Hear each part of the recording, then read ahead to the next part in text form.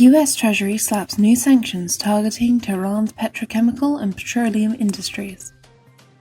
The United States Department of Treasury's Office of Foreign Assets Control slapped new sanctions targeting the Iranian regime's 4 international petrochemical and petroleum companies on Thursday.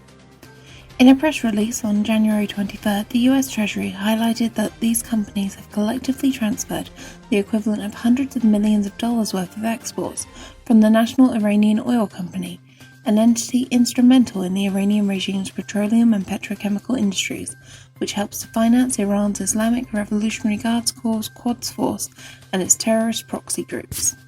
Treasury Secretary Steven Mnuchin said, Iran's petrochemical and petroleum sectors are primary sources of funding for the Iranian regime's global terrorist activities and enable its persistent use of violence against its own people. Flood crisis in Southeast Iranian province.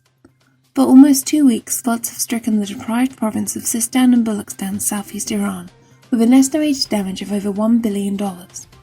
While local people are suffering from lack of basic needs and cannot provide their food and water, Iranian Supreme Leader Ali Khamenei spent over $600,000 for the funeral ceremony of terrorist Qasem Soleimani.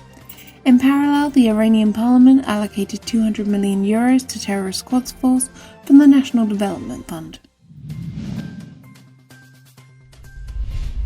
Iran. Jailed Twitter activist transferred to notorious prison. Jailed activist Murdad Mohammadinejad was transferred today from Evin prison to the notorious Fashaful prison. The 23-year-old student is serving a 3-year sentence on the charges of insulting officials and agents and spreading propaganda against the regime. He was detained due to his activities on social media. Murdad, a professional boxer, went to university and worked as a delivery boy for a restaurant in Tehran before his arrest.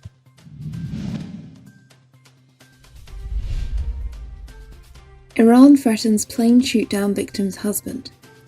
The husband of PhD student Elnaz Nabai, who was killed on the Ukrainian airliner shot down by Iran on January 8, said he was threatened and summoned by the intelligence ministry for insulting regime officials. Mohammad Javad Soleimani Memandi said he had verbally attacked the representative of the Supreme Leader and head of Friday prayers during his wife's funeral in Zanjan.